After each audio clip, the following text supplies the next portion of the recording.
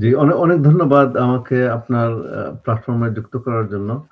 আপনার অনেক প্রোগ্রাম আমি দেখেছি খুবই উন্নত মানের এবং আপনার ডকুমেন্টারি গুলা ওয়ান্ডারফুল। আমি আগেও বলেছি, এখন আবার বললাম। থ্যাংক অনেক ইউ। ধন্যবাদ। জি, ওয়েলকাম।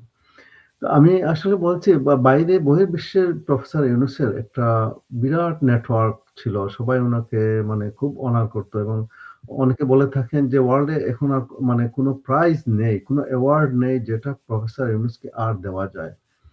এই আমেরিকা বলুন আর সারা ওয়েস্টার্ন ওয়ার্লডে। এবং উনি খুব সুন্দর কমিউনিকেট করতে পারেন, গ্রেট কমিউনিকেটর, কমিউনিকেট করতে পারেন ভেরি ওয়েল।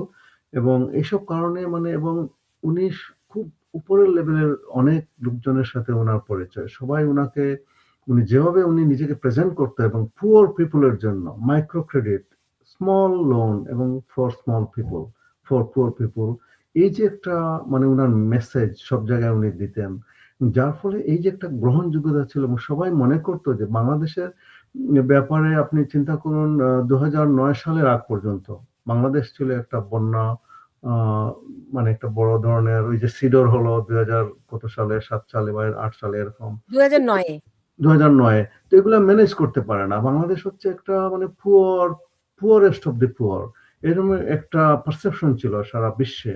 তো সবাই মনে করতো ওনার যারা নেটওয়ার্কের মধ্যে ছিল এবং সব জায়গায় উনি গেছেন, যেখানে গেছেন সেখানে বড় বড় লোকজনের সাথে কথা হয়েছে এবং সব জায়গায় প্রেজেন্ট করে সবাই মনে করতো যে আরে এরকম একজন দরদি মানুষ উনি যদি ক্ষমতায় আসে তাহলে তো সবকিছু সুন্দর হয়ে যাবে, একদম নাইস এন্ড ফাইন হবে বাংলাদেশ। তো সেই হিসাবে সবাই সবসময় চেয়েছে এবং পরবর্তীতে এবং আপনার 24-এর জুলাই মাসে যে আন্দোলন এগুলা উনি পিছনে ছিলেন, সবকিছু মিলে আমরা সবাই জানি, এটা আমি রিপিট করছি না, উনি আসেন। তো এই যে যারা ওয়েস্টার্ন পাওয়ার যারা ছিল তারা উনাকে ক্ষমতায় দেখতে চেয়েছে এবং আশা করেছে একটা রোজি পিকচার, কিন্তু সেটা তারা দেখছে না এখন। তো এটা না দেখার ফলে হয়েছে কি যে মানে তারা একটা কনসার্ন হয়েছে, অনেক কনসার্ন হয়েছে। কারণ এখানে 3টা ফোর্স ছিল, আওয়ামী লীগ, বিএনপি, মেইন 3টা ফোর্স, আর বাকিগুলো তো মনে করুন ট্রিভিয়াল, একটু কম শক্তি সম্পন্ন রাজনৈতিক দল, আর জামাতে ইসলামী। তো সেখানে আওয়ামী লীগকে প্রফেসর ইউনূস এসে আউট করে দিয়ে সাপ্রেস করে দিয়েছেন, একদম ডিমিনিশ করে দিয়েছেন তাদেরকে। মানে অত্যাচার করে এবং মব ভায়োলেন্স করে, হত্যা করে, বিভিন্নভাবে জেলে নিয়ে আপনার আসাদুজ্জামান নূরের মতো একজন মানুষকে, আরো অসংখ্য মানুষকে উনি জেলে নিয়েছেন। অত্যন্ত নির্মমভাবে এটা করেছেন, খুবই নির্মমভাবে। তো এটা করার ফলে হচ্ছে কি, ওটা মানে ধরুন সাপ্রেস হতে এখন যে একটা ব্যালেন্স ছিল যে আওয়ামী লীগ, বিএনপি, এটা দুইটা ডিজায়ার্ড ফোর্স আমাদের বেশিরভাগ মানুষের কাছে, আর জামাত ইসলাম আনডিজায়ার্ড ফোর্স। কিন্তু মানে এই আওয়ামী লীগটা আউট হওয়াতে অনলি ডিজায়ার্ড ফোর্স রয়ে গেছে বিএনপি, কিন্তু একা এই 3টা মিলে যে ব্যালেন্স ছিল এটা নষ্ট হয়ে গেছে। তো যার ফলে এখন জামাতে ইসলামী মানে মোর প্রমিনেন্ট এবং নেচারও এরকম আছে। 3টা স্পেসিস, একটা আনডিজায়ার্ড স্পেসিস যদি থাকে আর 2টা ডিজায়ার্ড স্পেসিস থাকে, তো ওইটা আনডিজায়ার্ড স্পেসিসটা কন্ট্রোলে থাকে। একটা এই 2টা ডিজায়ার্ড স্পেসের একটা যদি আউট হয়ে যায় তাহলে দেখা যায় আনডিজায়ার্ড স্পেসিসটা গ্রো করে সম্পূর্ণ নেচারকে নষ্ট করে দিয়েছে। এটা ইকোলজিতে প্রায় ঘটে থাকে, বায়োলজিক্যাল সিস্টেমে ঘটে। তো বাংলাদেশে এরকম একটা জিনিস হয়েছে যে আওয়ামী লীগ সাপ্রেস হওয়াতে বিএনপি, কিন্তু বিএনপি এখানে আমি মনে করি অত্যন্ত ভুল করেছে যে আওয়ামী লীগকে ডিমিনিশ করাতে সাহায্য করেছে ডক্টর ইউনূসকে। এই সমস্ত সিনারিও দেখে এখন এই আপনার ওয়েস্টার্ন পাওয়াররা দেখছে যে এখন জামাতে ইসলামী knocking at the door of the পাওয়ার, দরজা নাড়ছে, তারা ঢুকে যাবে পাওয়ারে। তো এখন তারা কনসার্ন হচ্ছে এবং বাকি যে বর্বরতাগুলো দেখেছে গত 1 বছরের উপরে, 1.5 বছর, প্রফেসরদেরকে টর্চার, শিক্ষকদেরকে টর্চার, জেলে নেওয়া, মব ভায়োলেন্স করে হত্যা, কোনো বিচার নাই। ভিকটিমকে অ্যারেস্ট করছে না, ভিকটিমকে অ্যারেস্ট করছে, পারপিট্রেটর যারা মানে ভিকটিমকে মারছে তাদেরকে হিরোর মতো মানে স্যালুট দিচ্ছে। এই এই যে অবস্থা, এবং সেনাবাহিনী পর্যন্ত এটা করেছে এবং করছে। তো এইসব এগুলো হচ্ছে ফেইল্ড স্টেটের দিকে যাত্রা, মানে লক্ষণ, ফেইল্ড স্টেটের লক্ষণ। তো এখন হয়তো আমার ধারণা passively behind the scene India work করছে, তাদের ডিপ্লোম্যাটিক চ্যানেলে কাজ করছে, অ্যাওয়ার করার চেষ্টা করেছে, এবং যার ফলে এখন এই যে আমরা দেখছি এই চিঠি ইউনাইটেড স্টেটস এর কংগ্রেস থেকে, ইউকে মানে হাউস অফ কমন্স থেকে, এবং আরো অনেক জায়গা থেকে যদি কনসার্ন আসে, আশ্চর্য হওয়ার কিছু নাই। এবং আমার ধারণা অন্যান্য বিভিন্ন জায়গা থেকে ওনার উপর চাপ আসছে, মানে অনেকে মানে এবং আমার মনে পড়ে দস্তগীর জাহাঙ্গীর সাহেবের সাথে সুইজারল্যান্ডের একজন জার্নালিস্টের একটা ইন্টারভিউ আমি দেখেছিলাম, একদম প্রথম থেকে শেষ পর্যন্ত। সেখানে জার্নালিস্ট বলছেন যে ডক্টর ইউনূসের ব্যাপারে হয়েছে কি, সবাই এত সমর্থন দিয়েছে যে ওরা সামনে বলতে পারছে না যে উনি এত খারাপ করছে। তো সেই জন্য বিহাইন্ড দি সিন সবাই কনসার্ন, এবং কনসার্ন হয়ে আবার এত পরিচয়, এত খাতির, এত ওনাকে প্যাট্রোনাইজ করেছে, এত প্যাম্পারিং করেছে। তো যার ফলে এখন আস্তে আস্তে দেখছে যে উপায় নাই। এখন মানে বাংলাদেশে যে ডিজায়ার্ড ফোর্স যারা যারা সমাজের প্রগতি সবকিছুর জন্য ডিজায়ার্ড যারা, এরা এলিমিনেশনের মানে পর্যায়ে চলে গেছে। এবং যার ফলে আমার মনে হয় যে ওনারা বিভিন্ন জায়গা থেকে আসছে, এবং আমার ধারণা শুধু ওনারা তো মনে প্রকাশ্যে দিয়েছে, এবং অপ্রকাশ্য আমরা যেটা দেখছি না, অনেক জায়গা থেকে প্রফেসর ইউনূসের উপর চাপ আসছে। কিন্তু উনি খুবই ডিফাইন্ড, এবং উনি খুবই, আমি বলবো যে উনি একদম মানে ইয়ে করছে না আর কি, উনি কনসিড করছে না, উনি জিনিসটাকে মেনে নিচ্ছে না। উনি ওনার যে ইগো এবং এগুলোর ফলে উনি এটা মানে ওনার এই পরিস্থিতিকে উনি শান্ত করার পরিবর্তে এবং জিনিসটাকে রিয়েলাইজ করার পরিবর্তে উনি ওই একইভাবে উনি এগিয়ে যাচ্ছে এখন পর্যন্ত। এটা আমার অবজারভেশন। জি।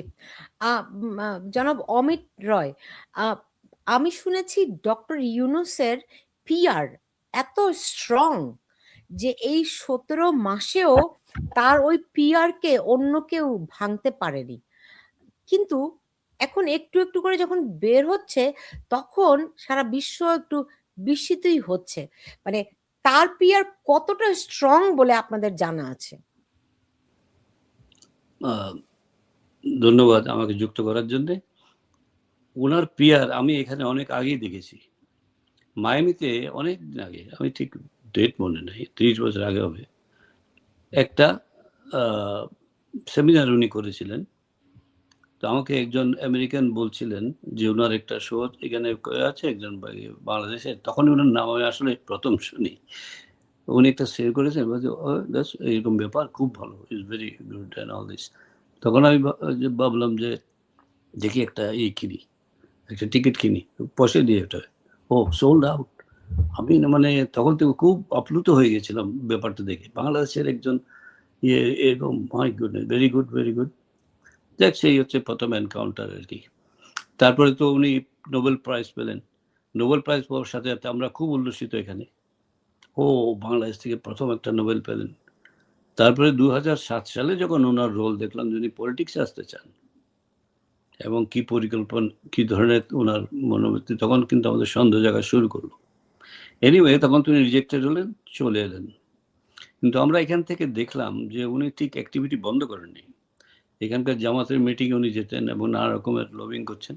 তো এক পর্যায়ে দেখলাম যে শেখ হাসিনা ওনার এগেনস্টে মামলা দিলেন। তখন আর কেউ বলে ওনার কাছে কেন মামলা দিলে, এটা ভালো হয়নি। তেমন যে উনি এখানে কি অ্যাক্টিভিটি করছেন ইউএসএতে, সেটা দেখেন আপনি। উনি এখানে বড় ষড়যন্ত্র করছেন খালি, যার জন্য উনি ওনাকে এই মামলাগুলো লেজিটিমেট মামলা হতে পারে, আর ইলিজিমেট হতে পারে, আমরা জানি না, দেওয়া হয়েছে যাতে উনি একটু ডিফিকাল্ট সিচুয়েশনে পড়েন। এনিওয়ে, ক্লিন্টন ফ্যামিলির সাথে ওনার ফ্রেন্ডশিপের জন্যে উনি অনেক কনসেশন পেয়ে গেলেন। যাই হোক, ওটা হচ্ছে ওনার পার্সপেক্টিভ। কিন্তু আপনার সাবজেক্টটা আজকে হচ্ছে যে কেন ওয়ার্ল্ড এত কি বলে যে কনসার্ন তো একটা ব্যাপারই, যে ইনক্লুসিভ হচ্ছে না।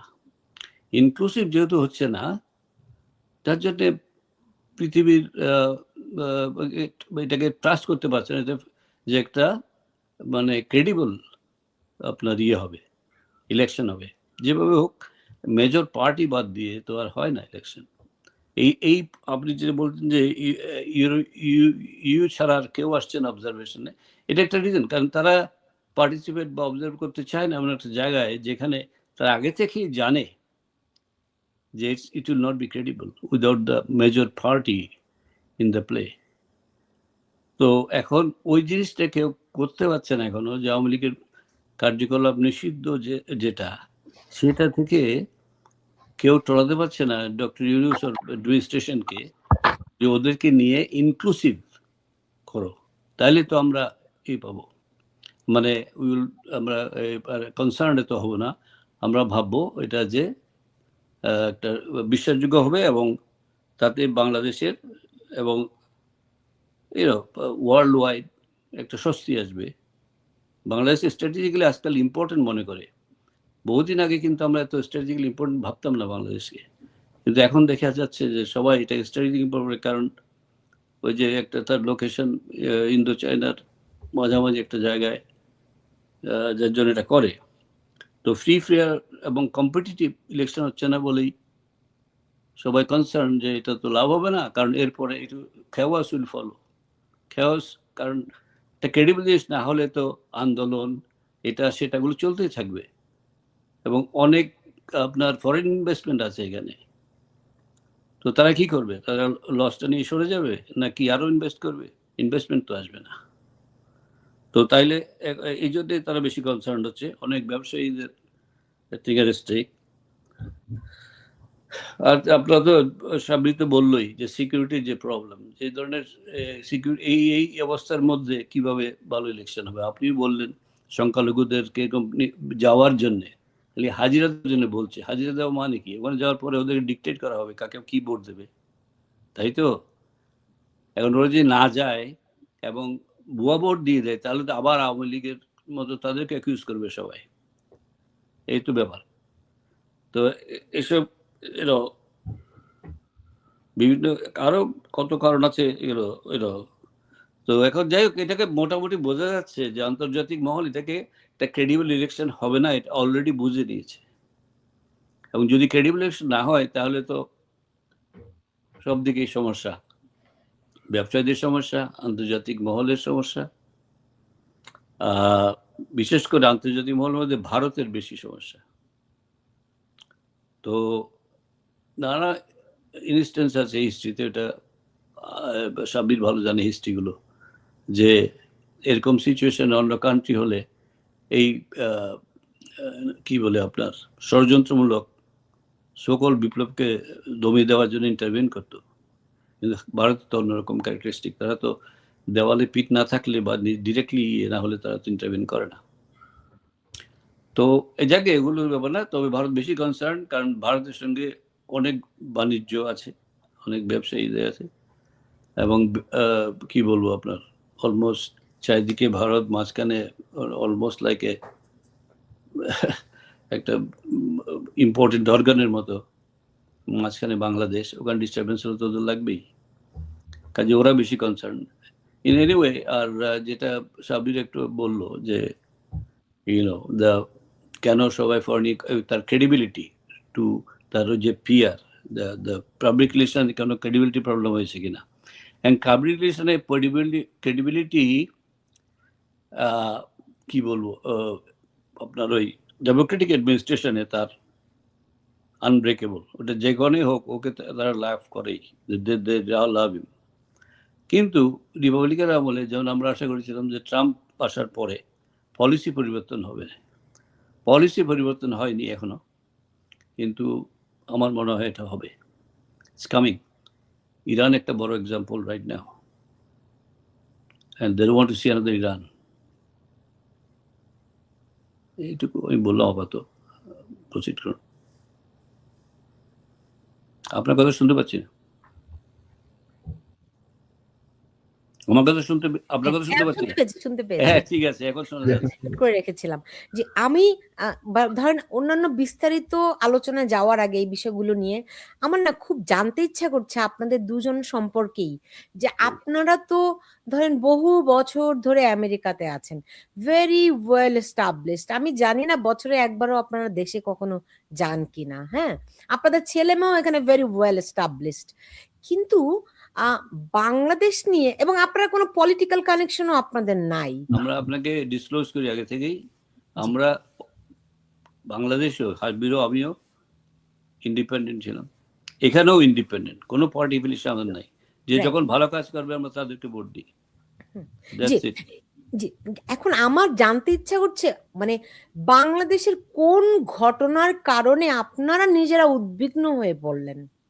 আমরা উদ্বিগ্ন হয়ে পড়েছি, মেইন কারণ হচ্ছে যে আমরা যখন জুলাইয়ের গন্ডগোলগুলো ঘটছিল আমরা দূর থেকে অবজার্ভ করছিলাম, আমরা যে জিনিসটা বুঝতে পারছিলাম এটা একটা ষড়যন্ত্রমূলক, এটা একটা লাশের হচ্ছে, by seeing all this sniper attack, কেন কি হচ্ছে না হচ্ছে এগুলো দেখে, অ্যাবসার্ড স্পটে কিলিং, একটা কি বলে শিশু মরে গেল বারান্দায়, আরে শিশুর দিকে তাক করে গুলি চালাবে নাকি পুলিশ? তারপরে সেই যে আবু সাইদের আমরা এটা দেখলাম, খুব ভালো করে স্টাডি করেছি আমরা, সেটা হয়েছে যে তাকে রাবার বুলেট মারা হয়েছে, একবার দুবার সে পড়ে গেল, তারপর তাকে ধরে নিয়ে চলে গেল, দেয়ার ইজ নো ব্লাড ওখানে, পরে বলে যে বুলেটে মারা গেছে।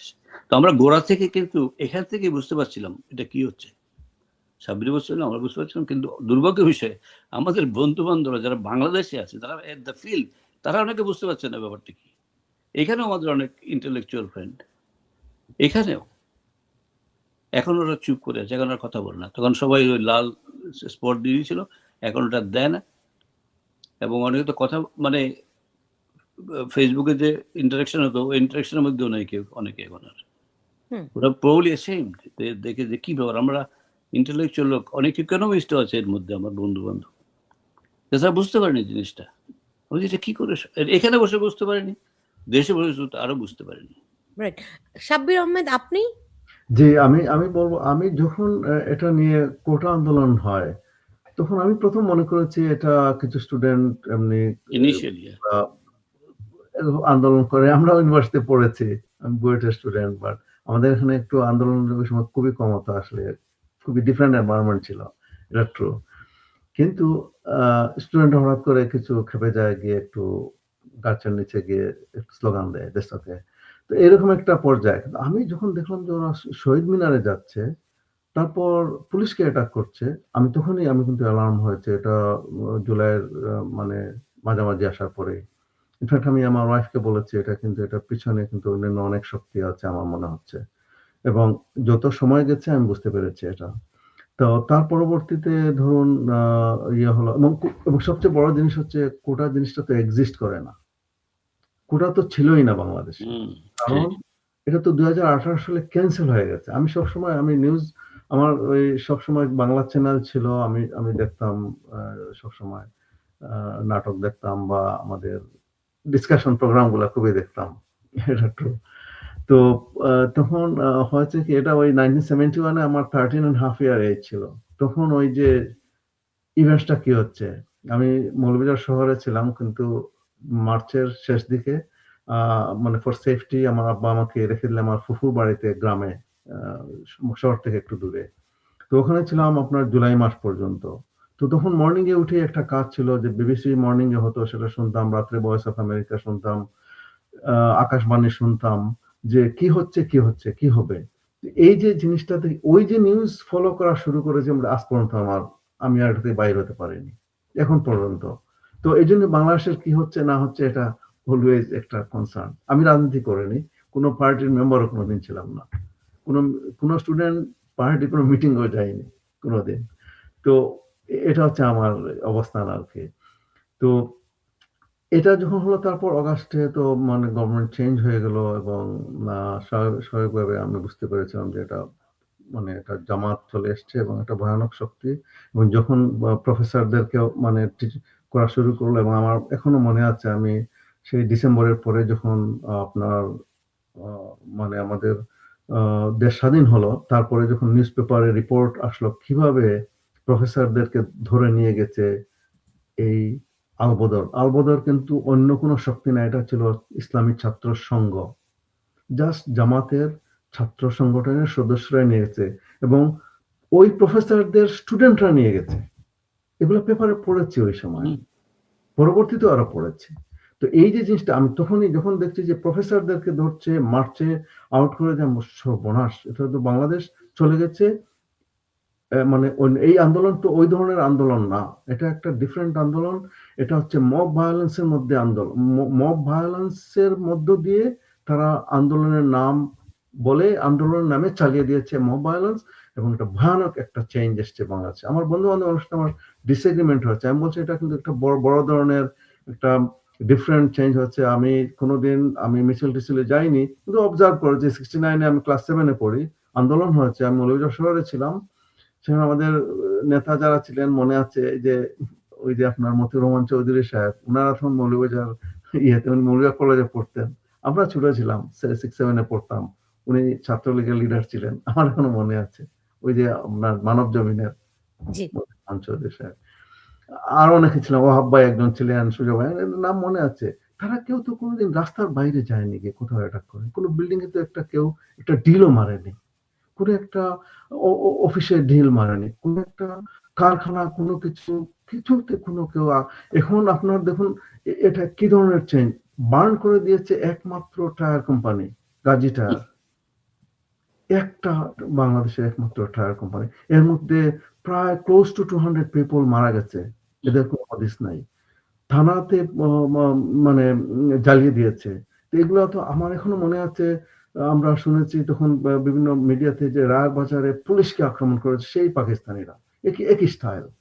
এগুলো আমাকে রিমাইন্ড করে দিয়েছে যে 1971, যার ফলে মানে আমরা এই যে আপনার এখানে এসে কথা বলছি বা আরো দু এক জায়গায় আমি খুব একটা ভালো কথা বলতে পারি না, আমি কারণ রাজনীতি করিনি বা আমার ওই রকম এগুলো নিয়ে আলোচনার বিষয়বস্তু আমার না, আমি ইঞ্জিনিয়ার মানুষ, আমি অন্য ডিজাইন এগুলোর মধ্যে থাকি সারাদিন। বাট আমি এখন কথা বলছি যে এখন ওই নিজের একটা আর্টস থেকে যে কি হলো, এখন কিছু আমাদের কিছু বলি, এই আর কি। জি জি অমিত রায়, ধরেন আপনারা যখন বুঝতে পারলেন যে একটা ভয়ঙ্কর সর্বনাশ হয়ে যাচ্ছে দেশের, মানে সেটি কি আপনাদের মনে হচ্ছিল যে আওয়ামী লীগ সরকারের পতনের জন্য সর্বনাশ হচ্ছে, নাকি দেশটা এরকম জেহাদি জঙ্গিদের হাতে চলে যাচ্ছে এটার জন্য শঙ্কা হলো, দেশ ধ্বংস হলো? আওয়ামী লীগ সরকার নিয়ে আমাদেরও অনেক সমালোচনা ছিল, দুর্নীতি এটা সেটা, কিন্তু আমি বিরত আমার আলাপ করতাম এগুলো যে কি ব্যাপারটা কি, যে অল্টারনেটিভটা কি। আমরা অল্টারনেটিভ কোনো ভালো দেখছিলাম না, আর সব শক্তি কম বেশি মুক্তিযুদ্ধের পক্ষের না। বিএনপি নামে মুক্তিযুদ্ধের পক্ষে হলেও তাদের মধ্যে তো অনেক অ্যান্টি মুক্তিযুদ্ধ বিরোধী প্রো পাকিস্তান এলিমেন্ট রয়েছে। তো যেহেতু অল্টারনেটিভ নাই, সেই হিসেবে আমরা ওনাকে সাপোর্ট করতাম, কিন্তু মানে আওয়ামী লীগকে সাপোর্ট করতাম সেই সময়টায়।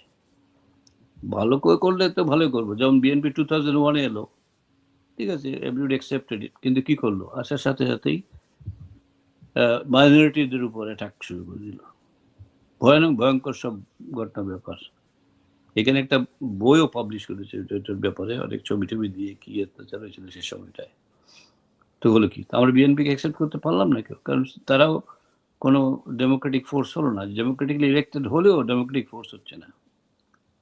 তো এখনকার পরিপ্রেক্ষিতে যদি বলি, এই যে এখন যদি বিএনপি পরিবর্তিত হয়, এখন ওনাদের বর্তমান নেতার কথাবার্তায় পরিবর্তিত মনে হচ্ছে, কিন্তু দলটা পরিবর্তন হয়েছে কিনা, নেতা 17 বছর বাইরে থেকে ডেমোক্রেটিক পরিবেশে থেকে চেঞ্জ অফ হার্ট হতে পারে, কিন্তু কি করে কন্ট্রোল করবে এই তার দলের এত লোকগুলোকে, যেগুলো তারা মানে ব্যক্তিগত গেইনের জন্য যারা বসে আছে, এত বছর সাফার করেছে, পার্টিকে সাপোর্ট করেছে, ওদেরকে কিভাবে কন্ট্রোল করবে আমি তো বুঝতে পারছি না।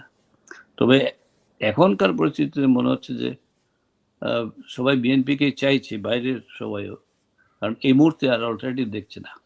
এখন আরেকটা জিনিস আমাকে খারাপ লাগে, সেটা হচ্ছে যে সবাই ইনক্লুসিভের কথা বলছে, কিন্তু এখন কি আর ইনক্লুসিভ হওয়া সম্ভব? নির্বাচনের তো ডেট দিয়ে দিয়েছে, নমিনেশনের টাইমও শেষ, এখন আর কিভাবে হবে? এখন শেখ হাসিনার একটু আগে আপনার পাঠানো ক্লিপটা দেখলাম, উনি ভোট দিতে মানা করছেন, ওনাকে বলতে হবে না, এমনিতেই যেতে চায় না লোক ভোট দিতে।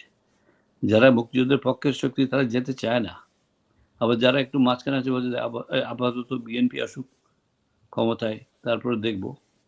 আমি বলি তারাও ঠিক আছে, কারণ আওয়ামী লীগ যদি ক্ষমতায় না থাকে, ঠিক আছে বিএনপিকে ভোট দেওয়া হোক, লেট দেম উইন, একটা ডেমোক্রেটিক বেস হোক, তারপরে আবার হয়তো আন্দোলন করতে হবে। কিন্তু যদি আপনারা ওই যে যদি মানুষের যদি এইসব ভোট না দেওয়ার ফলে যদি বিএনপি এবং জামাতের জোট উইন করে, জামান বিরোধী পার্টি বা তাহলে কি হবে? যদি বিএনপি মানে অ্যাবসলিউট মেজরিটি না পায়, তখন তো প্রবলেম হবে, তখন কোয়ালিশন করতে হবে তো জামাতের সাথে বা সামবডি এলস, তখন তো আরো ভবিষ্যৎ খারাপ হয়ে যাবে। কাজে এখন আমার মতে আপাতত বিএনপিকে বেনিফিট অফ ডাউট দেওয়া ভালো। যদি ডেমোক্রেটিক প্রসেসটা মনে করেন নাকি BNP K benefit of doubt দেওয়া ভালো, কিংবা মন্দের ভালো বলেন অনেকেই, অনেকেই মনে করেন এর বাইরে আর কোনো বিকল্প বাংলাদেশের সামনে আর কিছু নেই? এই মুহূর্তে অনেকেই এরকম মনে করছেন, বাট আমি বিএনপিকে যেভাবে দেখি আর কি, যে খুবই আনফরচুনেট যে বিএনপি একটা রাজনৈতিক দল, এবং বিএনপি যখনই ক্ষমতায় আসছে তখন 7ই মার্চ চলে গেছে, গায়েব হয়ে গেছে, বঙ্গবন্ধু গায়েব হয়ে গেছেন। বাংলাদেশের হিস্ট্রি, তাদের একটা হিস্ট্রি আছে, এটা তারা বাইর করেছে 75-এর পরে, বঙ্গবন্ধুকে হত্যার পরে। সেই হিস্ট্রিটা হচ্ছে জিয়াউর রহমান কেন্দ্রিক একটা হিস্ট্রি। তো আমরা তো ধরুন আমার বয়স ছিল 13.5, আমি তো সব মানে দেখার মতো বোঝার মতো বয়স আমার ছিল, ছোট ছিলাম কিন্তু আমার বোঝার মতো বয়স ছিল, ক্লাস 9-এ তখন মাত্র উঠেছে। তো আমরা তো জিয়াউর রহমানকে আমরা চিনিনি, জানি না। আমরা শুনেছি উনি one of the sector commanders প্রথম দিকে, তারপরে শুনেছি উনি জেড ফোর্সের কমান্ডার, এর বেশি কিছু জানি না। এবং শুধু উনি না, আরো সেক্টর কমান্ডাররা ছিল, আরো ফোর্স ছিল, কে ফোর্স ছিল, এস ফোর্স ছিল, 3টা ফোর্স ছিল। এগুলো আমরা জেনেছি, নিউজে শুনেছি, ইয়ে করেছি কয়েকবার। কিন্তু বঙ্গবন্ধু ছিলেন আমাদের অভিসংবাদিত নেতা তখনকার, এবং পরবর্তীতেও এখনো। তো সেটা তো আমরা পাই না বিএনপির কাছে। বিএনপি আসলে এগুলো সব গায়েব হয়ে যায় কেন? হিস্ট্রি কি কেউ গায়েব করে দেয়? ইন্ডিয়াতে কি মহাত্মা গান্ধীকে গায়েব করে দিয়েছে কেউ? আমেরিকাতে কি জর্জ ওয়াশিংটনকে কেউ গায়েব করে দিয়েছে? থমাস জেফারসনকে কি কেউ গায়েব করে দিয়েছে? তো ওই শুধু বঙ্গবন্ধু না, তাজউদ্দিন সাহেব থেকে শুরু করে সবাইকেই গায়েব করে দেয় বিএনপি আসলে। বিএনপিকে আমি অনেস্টলি বলছি, আমার সাপোর্ট করাটা খুবই ডিফিকাল্ট হয়, খুবই খুবই ডিফিকাল্ট হয় আমার জন্য। আমি রাজনীতি করিনি, আমি আওয়ামী লীগের কোনো মেম্বারও ছিলাম না, কোনো ছাত্র সংগঠন, আমি বলেছি আপনাকে। কথা বললেই তো এখন তো আপনারা দুজন এত সফট স্পোকেন আর আমি এত হার্ড। না না না, আমি বলেছি হার্ড কেন হবে? আচ্ছা, আমি একটু চেষ্টা করি আপনাদের মতো সফট করার। আপনি বলেন আপনারটা। বলেন আপনারটা, বলেন। আমরা তো আমারই কানে, আমার কণ্ঠস্বর আমার কানে বেজে উঠলো আর কি। হ্যাঁ, না না, আপনি তো সাংবাদিক, আপনি বলবেন, ঠিক আছে। আপনি শুনতে পাচ্ছেন তো অ্যাটলিস্ট আমরা কথা বললে, পাচ্ছি। তাহলে আমি একটু সফট শুনতে পেলে হলো। এখন তো এই যে আপনারা মুক্তিযুদ্ধের কথা বলছেন, মুক্তিযুদ্ধের কথা বললেই তো বলে আওয়ামী লীগ। এবং এটাই ট্রু, আওয়ামী লীগই ডিফেন্ড করে রেখেছে। আওয়ামী লীগে এখন আমি সবসময় জানতাম যে আওয়ামী লীগ নাই মানে মুক্তিযুদ্ধ নাই, কারণ আমি 75-এর পরে দেখেছি যে রহমান সাহেব এসছেন, বঙ্গবন্ধুর নাম ছিল না কোথাও। আমরা মনে আছে 75-এর পরে, আমি 76 থেকে আমি ঢাকায়, আমি স্টুডেন্ট, এবং আমরা যখন আপনার বিজয় দিবস বা এগুলাতে যখন টিভিতে যেতাম, বঙ্গবন্ধুর কোনো নাম ছিল না। আমরা ওই অনেক লোকজন আসতো, তারা এসে ওই হিস্ট্রিটাও ছিল না, হিস্ট্রিটা ছিল ওইরকম, পরিষ্কার মনে আছে। তোমাদের টিভি তো ছিল একটাই চ্যানেল, সেখানে বলা হতো যে ডিসকাশন গুলো হতো যে ওইরকম যে হানাদার বাহিনী আমাদেরকে আক্রমণ করেছে, এবং ইন্ডিয়া হচ্ছে একটা আধিপত্যবাদী শক্তি আমাদের আশেপাশে, তারপরে এই বাংলা মানে আমাদের পূর্ব পাকিস্তানের মুসলমানরা একত্রিত হয়, এমন ভাবে বলতো, মনে হতো যে হানাদার বাহিনী ইন্ডিয়া, এমন ভাবে ডিসকাশন গুলা হতো। আর এই ইন্ডিয়া আমাদেরকে সাহায্য করে, তাদের 1 কোটি মানুষকে আশ্রয় দিয়ে 1 রুপি করে লাগলেও তখন ডেইলি 1 কোটি রুপি তাদের ব্যয় করতে, আমি বলছি মিনিমাম 1 রুপি পার পারসন। এত মানে তারা স্যাক্রিফাইস করেছে, তাদের মানুষজন। আমার নিজের আত্মীয় একজন, উনি ছিলাম আমি সিলেট থেকে আমার আমার আত্মীয় একজন উনি ত্যাগ করে গিয়েছিলেন। আর জিয়াউর রহমানের সময় তখন প্রচারণা শুরু করলো যে আওয়ামী লীগের লোকজন ওখানে গিয়ে ইয়ে করেছে। তো উনি পার্টি করতেন কিন্তু উনি এমপি বা এরকম ছিল না। উনার বাড়ি সব জ্বালিয়ে দিয়েছে এবং উনাকে ওই সময় ডিসি সাহেব বলেছে আপনি লিস্টে আছেন, আপনি পালান। তো উনি পালিয়ে যাওয়ার পথে উনি বাড়িতে যাবেন কিন্তু বাড়ি থেকে লোক এসে বলছে উনাকে যে উনার বাড়ি জ্বালিয়ে দিয়েছে ইন দ্য মিন টাইম ওই যারা মুসলিম লীগের যারা ছিল। এই এখনকার মতো পরিস্থিতি। তো উনি আমায় গল্প করেছেন যে আমার আর কোনো পথ ছিল না। উনি ওই জকিগঞ্জের ওখানে গিয়ে বলছে উনার গাড়ি ছিল।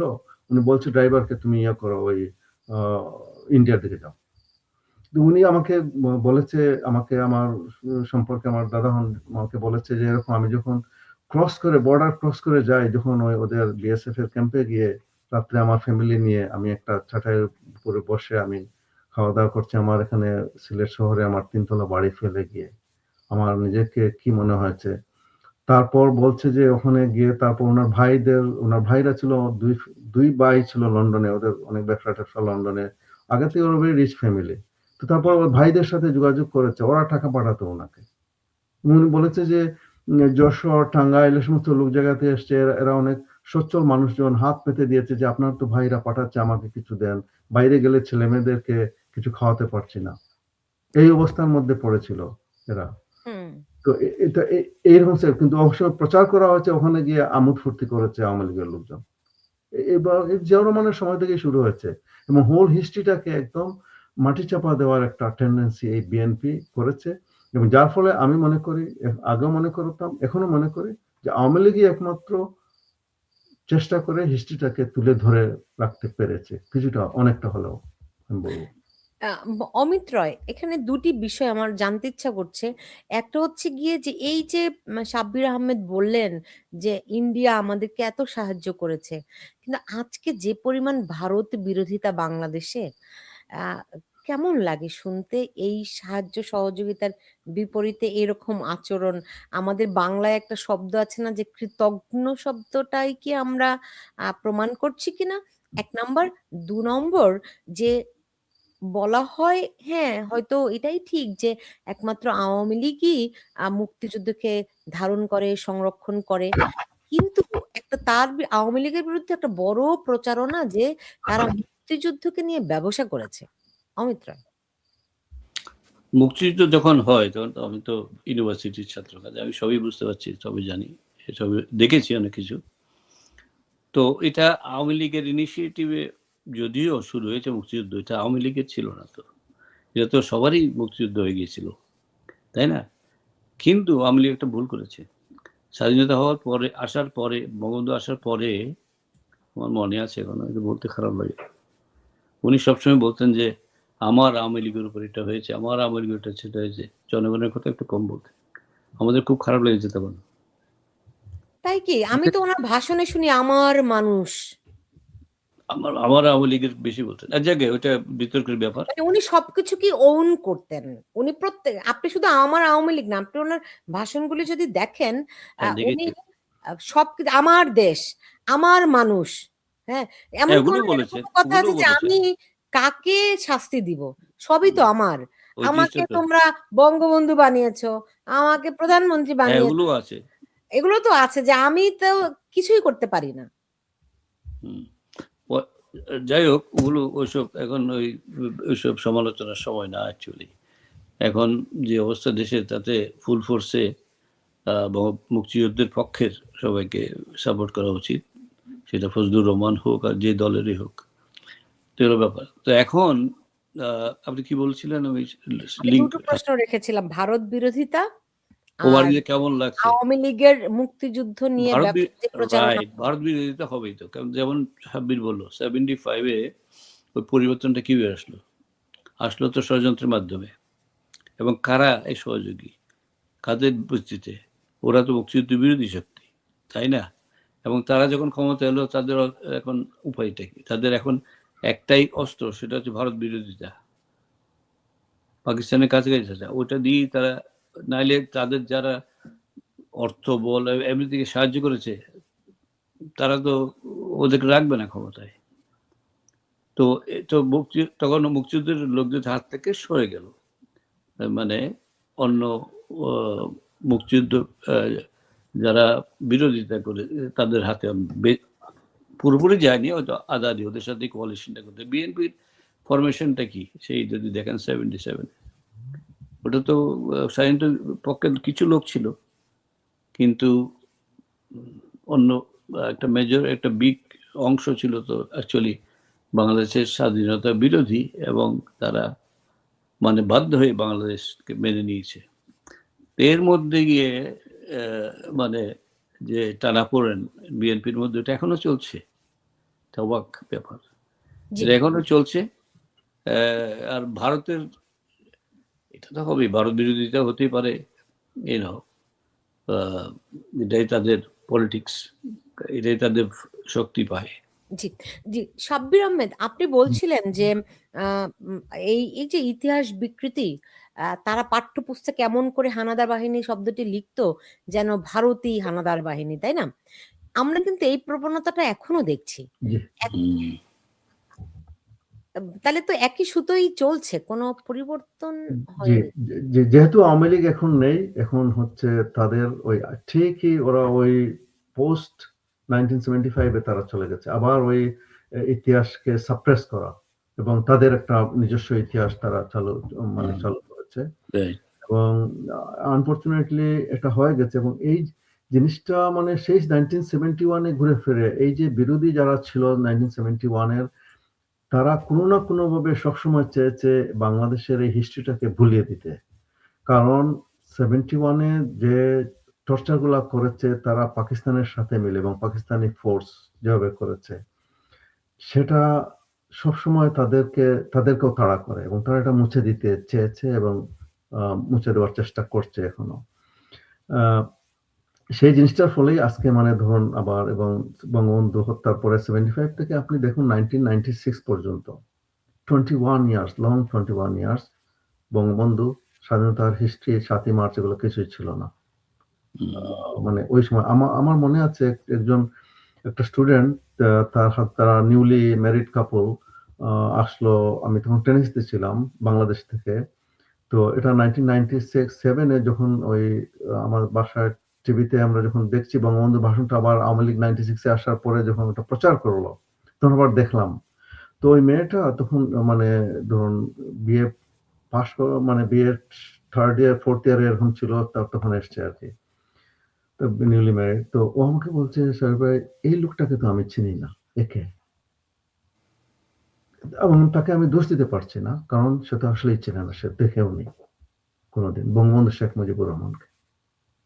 তখন তো আমি বললাম তাকে এই অবস্থা, 21 বছর পরে এখন আবার টিভিতে এটা প্রচার করছে। একটা পুরো জেনারেশন মাঝখানে চলে গেছে না, 96 সালে আওয়ামী লীগ ক্ষমতায় এসে আমি বলি মুক্তিযুদ্ধকে অবমুক্ত করেছিল। এখন আমাকে শেষও করতে হবে, অনেকক্ষণ সময় গল্পগুলি শুনতে আপনাদের ভালোই লাগছিল, আপনাদের প্রতিক্রিয়াগুলো। এইবার দেশ যে সংকটে, ধরেন আপনারা তো আমেরিকাতে অনেক প্রতিষ্ঠিত, আপনাদের অনেক কানেকশনস আছে, অনেক পলিটিক্যাল মানুষদেরকে আপনারা চেনেন, মানে আমেরিকান পলিটিশিয়ানদেরকে আপনারা চেনেন। এই বিষয়গুলি কি আপনারা আন্তর্জাতিক মহলে তুলে ধরার, আলাপ আলোচনায় বলুন, লেখালেখিতে বলুন, স্থানীয় যারা কংগ্রেসম্যান সেনেটর আছে তাদের কাছে কি পৌঁছানোর কোনো চেষ্টা আপনারা করেন? আসলে এই জিনিসটা মানে কোনো সময় হয়েছে, 2-1বার আমি করেছি, মানে লোকাল কংগ্রেসম্যান বা ইয়েতে, যেমন কিবরিয়া সাহেবকে হত্যার পরে ওনার মেয়ে নাজদি কিবরিয়া আমার সাথে যোগাযোগ করে উনি একটা ড্রাফট লিখে দেয়, আমি সিনেটর কংগ্রেসম্যান পাঠিয়েছি। বা আরো বিভিন্ন সময় 2-1বার আমাকে যখন মানে যোগাযোগ করা হয়েছে, কিন্তু দিস টাইম এটা আপনি কাকে পাঠাবেন? এরাই তো ডক্টর ইউনূসের সমর্থক। ডক্টর প্রফেসর ইউনূস এত বেশি কানেকশন, দেখুন উনি প্রেসিডেন্সিয়াল মেডাল পেয়েছে, কংগ্রেশনাল মেডাল পেয়েছে, বাইপার্টিসান সবাই সাপোর্ট করেছে যে ওনাকে কংগ্রেশনাল মেডাল দিতে। আমি সরি, আমি একটু আপনাকে ইন্টারাপ্ট করছি, কারণ হচ্ছে গিয়ে দেখুন দিন শেষে ওনাদেরও তো ভোটের দরকার আছে, আর আমরা বাংলাদেশিরা এখন কিন্তু একেবারে একটা ভালো ভোটিং ব্লক, সো তারা আমাদেরকে কিন্তু অগ্রাহ্য করতে পারে না। আপনি যদি ভাবেন যে তারাই এনেছে, কিন্তু দিন শেষে আপনার ভোটটিও তাদের কাঙ্ক্ষিত তো। জি, ইনফ্যাক্ট গত বছর হওয়ার পরে অমর ইসলাম ভাই, আপনি হয়তো আপনার চ্যানেলে এসেছেন না জানি না, উনি একবার যোগাযোগ করে আমি একটা ড্রাফট লিখে দেই এবং তারপরে এটা পাঠানো হয় কয়েক জায়গায়। আমিও পাঠিয়েছিলাম কয়েক জায়গায়। তো অমিত রায়, এরকম আমি আপনার ভূমিকাটা একটু জানতে চাই। আমার ভূমিকা, আমরা এসব বলি না কাকে ভোট দিচ্ছি, আমি ডিসক্লোজ করছি। আমি ট্রাম্পকে ভোট দিয়েছিলাম লাস্ট টাইম। কেন? যে বাংলাদেশে সে আসলে একটা বাংলাদেশে একটা পরিবর্তন হবে, এই অবিচার অত্যাচারটা বন্ধ হবে। কি হলো? I am bluffed. তো আমার আর কোনো ইনসেন্টিভ আছে কোনো কংগ্রেসম্যানের সাথে কথা বলার? বলেন। এখন আপনাদের তো সরাসরি ট্রাম্পের সঙ্গে, আপনারা দুজনেই ফ্লোরিডাতে থাকেন হ্যাঁ, এবং ট্রাম্প আপনারা যেখানে থাকেন আমি শিওর ওই যে পাম বিচ খুব দূরে নয় ডোনাল্ড ট্রাম্প, তাই না? এবং ফিজিক্যালি দূরে না, আমরা ড্রাইভ করে পৌঁছাতে পারি, বাট রাইট, না আমি Actually বলছি সে যে অনেক তার দূরে। সাথে যদি ইমেইল করেন, যোগাযোগ করেন, কমিউনিকেশনটা এস্টাবলিশ করেন, আপনি সরাসরি ওনাকে না করেন, ওনার স্টাফদেরকে পলিটিক্যালি, কারণ উনি তো আপনাদের এলাকা থেকেও নির্বাচিত, তাই না? এ তো বটেই। হ্যাঁ, সো যাই হোক, উনি ডিরেক্টলি আমাদেরকে নির্বাচিত। উনি তো সব জায়গায় ভোট পেয়েছেন, কিন্তু না, ওনার সাপোর্টাররা এখানে যারা আছে আমাদের দিকটায় ফ্লোরিডাতে, ওনার মানে সাপোর্টার ঐতিহাসিকভাবে ফ্লোরিডা ট্রাম্পের আমলে খুবই স্ট্রেইট ওয়েতে রেড হয়ে গেছে, তাই না? আগে তো সুইং স্টেট ছিল, এখন থেকে পুরো রেড স্টেট হয়ে গেছে। So fluoride. আর তাকে কিন্তু আমরা তো not to happy about what he has done so far.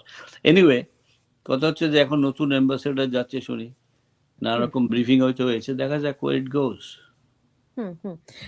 Sabbir Ahmed, এমনিতে আপনাদের যারা আরো বন্ধু বান্ধব পরিচিত স্বজন রয়েছেন, তারা এখন যারা ধরেন আন্দোলনকে সমর্থন দিয়েছিল, আপনারা বলেছেন যে তারা এখন অনেকখানি নীরব হয়ে গেছে, একটু লজ্জায়ও হয়তো পড়ে গেছে, কিন্তু কিভাবে করে আবার ঐক্যবদ্ধ হওয়া যায় যে এই দেশটিকে বাঁচানোর জন্য? এখন তো প্রবাসে ছাড়া কিছু করার নাই, কারণ দেশের ভিতরে মানুষ তো মুখ খুলতে পারছে না। এই কথা ঠিক। আপনার চ্যানেলে কালকেই দেখলাম, আপনার চ্যানেলে ডক্টর মোমেন উনি খুব সুন্দর করে বলেছিলেন যে আওয়ামী লীগের না, ইস্যু না, এটা সবার ইস্যু। যদি বাংলাদেশকে উদ্ধার করতে হয় তাহলে এটা সবাইকে এখন এটাকে উদ্ধারের মানে কাজ করতে হবে। আমি যেমন ধরুন, আমার তেমন কোনো পলিটিক্যাল কানেকশন কোথাও নেই, দেশেও ছিল না এখন, কিন্তু আমিও এখন এই যে আপনার চ্যানেলে আসলাম, কিছু কথা বলছি, মানে কি জন্য, ওই যে 71 এর মতো পরিস্থিতি হয়ে গেছে এই জন্য যে বাংলাদেশের অবস্থা, আমরা তো ওই দেশে বড় হয়েছি, দেশে জন্মেছি, কানেকশন নারীর টান থেকে যায়। তা তো বটেই, তা তো বটেই। কোনোভাবেই। আমি শেষ করব, অমিত রায় যদি শেষ কিছু মন্তব্য করতেন। আমি এখনো হোপফুল, সামনের দিনগুলোতে হয়তো কি বলবে, আপনার পরিবর্তন দেখতে পাবেন। পরিবর্তনটা হয়তো আমাদের কাঙ্ক্ষিত যাবে, কিন্তু আমি আওয়ামী লীগকে ওই যেটা মানে সবার ইনক্লুসিভ ইলেকশনটার কোনো দেখছি না। এখন ইনক্লুসিভ ইলেকশনটা করতে হলে ইলেকশনকে পেছাতে হবে, এবং এই পেছানোর জন্য চাপটা করতে আসবে। আমার সবচেয়ে দুঃখ লাগে যে এই হাসিনার সময়টা 15 ইয়ার্সে একটা কান্ট্রি দাঁড়িয়ে গেছিল on is own backbone, on it is own backbone. কারো ইনফ্লুয়েন্সে, কারো কথায় কিছুতে কোনো দিকেই দরকার হচ্ছিল না। এখন আমরা বাইরের দিকে তাকিয়ে আছি যে ওখান থেকে আসবে চাপ অথবা ইনস্ট্রাকশন, সে অনুযায়ী আমরা চলবো। কি অবস্থা! যাই হোক, এখন দেখা যেতে কিছু পরিবর্তন হতে পারে বিকজ অফ দ্য ওই যে এখন ওই সবির বললো যে এরা আপনার ওয়েস্টার্ন পাওয়ার এই আপরাইজিংটাকে সাপোর্ট করেছে ডেমোক্রেটিক রিফর্ম আনার জন্য, কিন্তু তারা কি জানতো না হু ইজ লিডিং দিস? ফান্ডামেন্টালিস্টরা লিড করছে। তো যাই হোক, এখন দেখা যাক, এখন কিছু যদি পরিবর্তন হয়, ইরানের সিচুয়েশন একটা ওখানে দেখছেন আপনারা, ও থেকে শিক্ষা নিয়ে যদি কিছু হয়, হতেও পারে। সাব্বির আহমেদ যদি শেষ কিছু বলতেন। যে শেষ, ওই যে অমিতদা বলছিলেন যে বাংলাদেশ মানে নিজের পায়ে দাঁড়িয়ে গিয়েছিল, আমি অবশ্যই ক্রেডিট দেবো প্রাইম মিনিস্টার শেখ হাসিনাকে এর জন্য। ওই যে পদ্মা ব্রিজ হওয়ার পরে আমি যেহেতু ইঞ্জিনিয়ার, আমার ইন্টারেস্ট ছিল ওখানে যারা অ্যাডভাইজার ছিলেন অনেকে আমার ডাইরেক্ট প্রফেসর, যারা আমার ক্লাস নিয়েছেন, প্রফেসর জামরুল্লাহ চৌধুরী স্যার, আমি 3rd ইয়ার 4th ইয়ারে আমাদের স্ট্রাকচার পড়াতেন, এখনো মনে আছে। ডক্টর শামীমুজ্জামান স্যার, উনি আমাদের স্ট্রাকচার পড়াতেন, বিভিন্ন পোর্শন অফ স্ট্রাকচার অ্যানালাইসিস মনে আছে আমার। আমার ইন্টারেস্টে আমি ফলো করেছি সবসময়। আপনি এবং যেদিন 2022 সালে হওয়ার পরে আমার একটা ছবি আমি এখানে প্রিন্ট করে আমি আমার কিছু কলিগকে দেখিয়েছিলাম যে 6.3 কিলোমিটার ব্রিজ বাংলাদেশে করেছে। তো আমাদের ইঞ্জিনিয়ারিং এ আমাদের প্রজেক্টে আমাদের আলাপে একটা কথা আসে যে when did you hit the ground, মানে কোদালটা কোন দিন প্রথম হয়েছিল। তাহলে আমার এক্সাক্ট ডেট মনে নেই, তবে এটা 2014 সালে। ও, আমার দুইজন কলিগ বলে উঠলো সাথে সাথে, 8 বছরে তোমাদের বাংলাদেশ এরকম একটা লং ব্রিজ শেষ করে ফেললো। আমি বললাম ইয়েস, ইন 8 ইয়ার্স, 8 বছরে বিউটিফুল ব্রিজ। আমি ছবিটা প্রিন্ট আউট করে নিয়ে গেছি আর কি। তো এরকম আর কি, যে মানে প্রেস করেছে সবাই। কারণ আমি জানি আমাদের এখানে একটা কথা, আমাদের সিভিল ইঞ্জিনিয়ারিং কমিউনিটিতে একটা কথা চালু আছে যে যদি কোনো ট্রান্সপোর্টেশনের প্রজেক্টে কেউ, ডিপার্টমেন্ট অফ ট্রান্সপোর্টেশন যদি কেউ ঢুকে আর যদি 10-15-20 মাইলের একটা প্রজেক্ট হয়, তাহলে ওইটা দিয়ে তার ক্যারিয়ার শেষ। এটা দুটা প্রজেক্ট হলে আর চলে যাবে। আপনারা তো পেশার কথা বললেন, আর আমরা সাধারণ নাগরিক হিসেবে ধরেন আমি 10 বছর হয়েছে আমেরিকাতে এসেছি, নিউ ইয়র্কের একটি রাস্তা এসেই শুনি যে এটা এই কাজ চলতেছে এবং এটা চলবে, চলতেছে। তারপর আমি 2-1 জনকে জিজ্ঞেস করলাম যে এই রাস্তার কাজ কবে শেষ হবে, বলে আমরা জানি না, আমরা যখন প্রথম আসছি তখনও দেখেছি কাজ চলছে। আপনি চিন্তা করুন, বা এই যে তিস্তা মানে এই যে ব্রিজটা কিন্তু শুধু ব্রিজ না, আপনি এই ব্রিজের জন্য আপনার ঢাকা থেকে রোডটা আনতে হয়েছে, তারপরে রেলওয়ে ব্রিজ, এটা তো শুধু রোডওয়ে ব্রিজ না, রেলওয়ে ব্রিজের জন্য আপনার ঢাকা থেকে আবার রেলওয়ে লাইন করে, মানে রেলওয়ে রোড করে আনতে হচ্ছে এখানে। ওখানে আবার ওই রেলওয়ে রোডের মধ্যে কত ব্রিজ, কত পাইলিং, কত কিছু।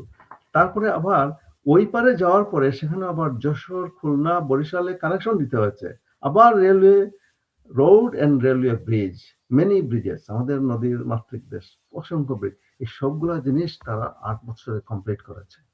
Think about it. আমার একটা অ্যাকচুয়াল ঘটনা বলি। আমার বিজনেসের সামনেই রাস্তাটা প্যান্ডামিকের আরো আগে, বেশ কিছু আগে খুঁড়ে রেখেছিল, ওটা ওভার হয়ে গেছে, কাজ বলতে হয় না, এগোয় না। তা যখন পদ্মা ব্রিজ কমপ্লিট হলো, একটা কন্ট্রাক্টর আমার বিজনেসে এসে, ওরা কাজ করছিল, এসে তোরা আর কতদিন লাগবে, মনে হয় 8 years হয়ে গেছে। Do you know a small country, a third world country called Bangladesh finished a 6 kilometer mile long in the same time and you are not done? আমি বলেছিলাম এটা এদেরকে, এতে কোথায় বাংলাদেশ, তারা ছিল না। তো বললাম আর কি, থার্ড ওয়ার্ল্ড কান্ট্রি একটা দেশ, তোমরা একটা 1 মাইলের রাস্তা শেষ করতে পারছো না 8 বছরে, আমার ব্যবসার ক্ষতি হচ্ছে।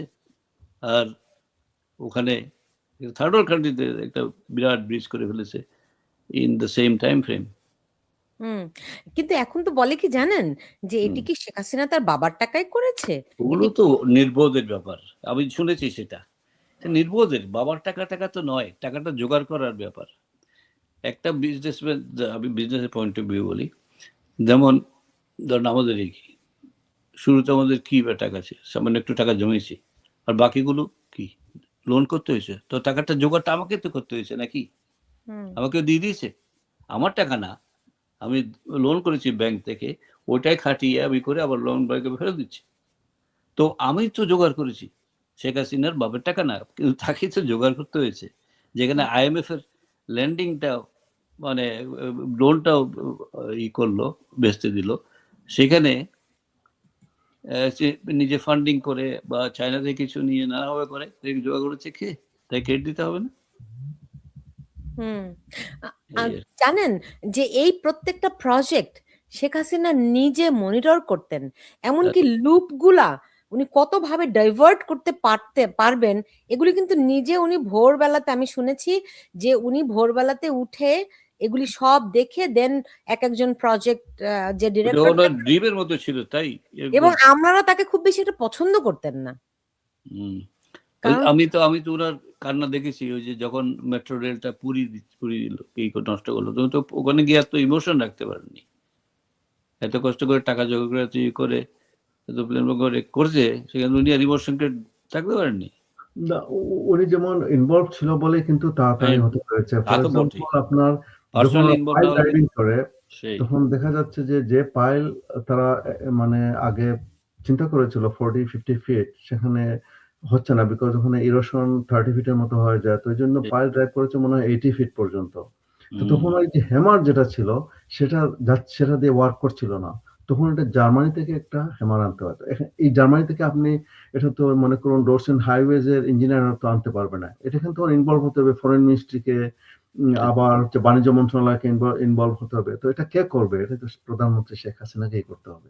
এই একটা ব্যাপার ছিল, সবকিছু প্রধানমন্ত্রী শেখ না হাসিনা করতে হবে, এটা ওনাকেই উপায় করতে নেই, হবে, এটা তো ওনাকে ওনাকেই সব করতে জায়গায় হবে। ইনভলভ হতে হবে, এই একটা এবং ব্যাপার ছিল। ওনাকে ইনভলভ না করলে তো আপনি ফরেন মিনিস্ট্রিকে আপনি অ্যাক্টিভেট না করতে না, ওটা পারছেন তো না। আপনি ওটার কথা বললেন, এটাও প্রায় ঠিকই সবকিছুই আছে এটা। ছোটখাটো ব্যাপার থেকে শুরু তো করে যার এভরিথিং ফলে উনি যে এই যে ওনাকে বললেন করতে হবে। মর্নিং এটা এ কেন উঠে যে উনি করতো, এবং যার ফলে মর্নিং এ উঠে মনিটর করতো, এটা করতো কেন? যাতে বড় প্রজেক্ট এক্সপার্টাইজ উনি হয়। করেছেন সেটা ঠিক আছে, কিন্তু অনেক ছোটখাটো ব্যাপার পর্যন্ত, হ্যাঁ সেক্ষেত্রে এই ধরনের তো ঠিক না। এটা ওনার ঘাড়ে যারা বন্দুক রেখে খেয়েছেন তারা কোথায় এখন? এগুলো কি বলবো, আর এগুলো আক্ষেপ রয়ে যাবে।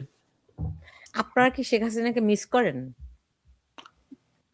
শেখ হাসিনাকে আমি এখন পার্সোনালি কি বলবো, উনি তো বাংলাদেশের লাস্ট লিডার উইথ গাটস যদি বলি আর কি। এখন মাঝে মাঝে উনি যেভাবে আপনার ওই যে যুদ্ধপরাধী বিচার করেছেন, শেখ মুজিব হত্যাকারীদের বিচার করেছেন, দিয়েছেন, এত বিশ্বাস হচ্ছিল না আমাদের। মাঝে মাঝে মনে হচ্ছিল উনি তো ইন্দিরা গান্ধীর চাইতেও মনে হয় যে বেশি much more smarter and decisive. কি করে করলো এই কমপ্লেক্স সিচুয়েশনের ভিতরে গিয়ে?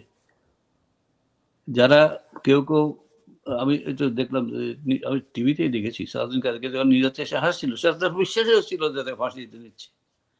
How is it possible? আমরা এখান থেকে অবাক হচ্ছিলাম ওনার দেখে। তো বললাম যাই সুন্দরভাবে ব্যালেন্স করেছে। ওই যে কি বলবো ওটা, হেফাজতের সাথে অ্যালায়েন্স, ওগুলো আমাদের পছন্দ ছিল না, কিন্তু বললাম যে কি করবো, এখন ব্যালেন্স করার জন্য শি ইজ ডুইং দিস। কিন্তু উনি কিন্তু যে না হারছেন না যদি সেনাবাহিনী গিভ আপ না করতো। যে আমি দেখেছি উনি একটা সুযোগ ছিল আমার, উনি যখন এসেছিলেন এখানে ফ্লোরিডাতে এসেছিলেন, ওনার মেয়ে আমাদের পাশের শহরেই থাকতেন, আমাদের সাথেই ছিল, এবং অমিত দাও ছিলেন, মনে আছে আমাদের সাথে একটা রেস্টুরেন্টে ওনার মিটিং দেখা হয়েছিল। তো উনি ওই একদিন মর্নিং এ উনি গিয়েছিলেন এখানে আমাদের পাশে একটা হাই স্কুল আছে, মিডলবার্গ হাই স্কুলে। তো আমাকে একজন কল করে বলল যে ও পার্টি করতো, ছাত্রলীগ করতো। তো বলছে আমি তো মর্নিং এ ডাক্তার। তো সে আমাকে বললো যে আমি মর্নিং এ যেতে পারবো না, যদি আপনি একটু যান, আমাদের নেত্রী যাবেন, উনি একজন বাঙালি, যদি দেখেন তো ভালো লাগবে ওনার। তো আমি এই জন্য মর্নিং এ গিয়েছিলাম। কিন্তু ওই স্কুলে আমাকে ঢুকতে দিচ্ছিল না, যে কেন আমি কি আবার কোনো গঞ্জাম জিজ্ঞেস করেছে, আমি কি ডিট্রাক্টর নাকি? বললাম না আমি কোনো ডিট্রাক্টর, পার্টির মেম্বার। বলে না সেটাও না। বলে কেন? বলে আমাদের একজন ফর্মার প্রাইম মিনিস্টার, ফিউচারের প্রাইম মিনিস্টার হতে পারেন, কেন আমি কোনো গঞ্জামে নাই। বলে তাহলে যাও। তো আমাকে ভিতরে ঢুকতে দিল আর কি স্কুলে। তো উনি দেখলাম যে সব স্টুডেন্টদের সাথে, টিচারদের সাথে কথা বলছেন, এবং কোনো খুবই একটা একাগ্রতা, যে আমি কেন এখানে এসে সেটা উনি বলছেন, যে আমি এখানে এসেছি দেখতে স্টুডেন্টরা এখানে কিরকম ভাবে ক্লাস করছে, কিরকম ভাবে তারা ইন্টারেক্ট করছে, এখানকার লাইব্রেরিটা কিরকম, এগুলো আমি দেখবো, যাতে আমি যদি কোনো সুযোগ পাই বাংলাদেশে আমি এরকম স্কুলগুলোকে করবো। আমাদের অনেক সমস্যা আছে, আমরা গরিব দেশ, বাট আমার স্বপ্ন হচ্ছে এরকম আপগ্রেড করা। তো বাংলাদেশে এখন উনি স্বপ্ন দেখেছেন, এবং অনেকগুলো জিনিস উনি 15 বছর 16 বছরে বাস্তবায়ন করেছেন। আমি অবশ্যই বলবো, আমি আরো অনেক কিছু বলতে পারি এ ব্যাপারে। আমি অবজার্ভ করেছি এবং নিউজ মনিটর করেছি, দেখেছি। তো সেখানে হচ্ছে, কিন্তু পরিস্থিতি বাংলাদেশে এখন যে অবস্থা, সেটা তো যদি রেফারেন্ডাম হয়, যদি তারা জিতে যায়, এবং তারপর তো ধরুন সংবিধান, সবকিছু সেকুলার ক্যারেক্টারিস্টিক যে কিছু আছে, সব কিন্তু আমাদের ধ্বংস হয়ে যাবে। বাংলাদেশ একটা অন্ধকারের যুগে চলে যাবে, এবং এটা করবে জামাতে ইসলামী। 1971-এ মুসলিম লীগ যতটা না করেছে, তার চেয়ে অনেক অনেক অনেক অনেক বেশি গুণ জামাতে ইসলাম করেছে কিলিং এবং হত্যা। তাদের হোল ছাত্র সংগঠনকে আলবদরে রূপান্তরিত করেছিল এবং তারাই কিন্তু মেইন হত্যাগুলা করেছে। বিশেষ করে ইন্টেলেকচুয়ালদেরকে হত্যা, অ্যাবাউট 1000 ইন্টেলেকচুয়ালদেরকে হত্যা করা হয়। আমি আমার এক কলিগকে বলেছিলাম যে যদি আজকে ফ্লোরিডার তুমি শুনে একদিন মর্নিং এ উঠে যে 2 জন বা 3 জন প্রফেসরকে হত্যা করা হয়েছে, targeted killing, how do feel? চিন্তাই করা যায় না। এটা তো মানে ন্যাশনাল গার্ড নামিয়ে দেবো আমরা টু ফাইন্ড দ্য পারপেট্রেটর। মানে ন্যাশনাল গার্ড কখন আসে? যখন city police, county Sharif, state trooper, এই 3টা ফোর্স যখন পারে না তখন আসেন ন্যাশনাল গার্ড। মানে 3টা মেসি ফোর্স। এখানে যদি কোনো এরকম গেঞ্জাম কেউ করে, আপনি তো জানেন, আপনিও দেখেন, প্রথম আসে কিন্তু সিটি পুলিশ। ওরা দেখে যে মানে আরো বেশি ফোর্স লাগবে, তখন শরীফকে কল করবে, কাউন্টি শরিফ আসবে, ওদের রিজার্ভ ফোর্স আসবে, তারপরে স্টেট ট্রুপার, ওই মানে সবাইকে স্টেট ট্রুপাররা আসবে। মানে একসাথে কতগুলো ফোর্স যে আসে, তারপরে ন্যাশনাল গার্ড। তো বলছে 3 জন প্রফেসর টার্গেটেড। আমি বললাম, আমি তখন তাকে ডেসক্রাইব করলাম বাংলাদেশে কি হয়েছে। তো মুসলিম লীগের যত না ক্ষতি করে হিংসা এবং কিলিং এর রাজনীতি জামাতে ইসলামী।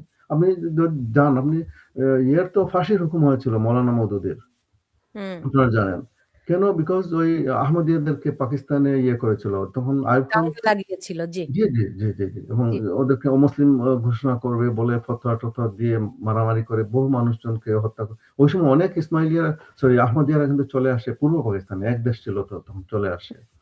তো এই জিনিসটা, কারণ আইয়ুব খান সেও ধর্মকে ব্যবহার করেছে, কিন্তু সে এগুলো পছন্দ করে নাই। তখন ওখানে অনেক নামকরা লোকজন ছিল আহমদিয়া, ইভেন প্রফেসর আব্দুল সালাম আহমদিয়া,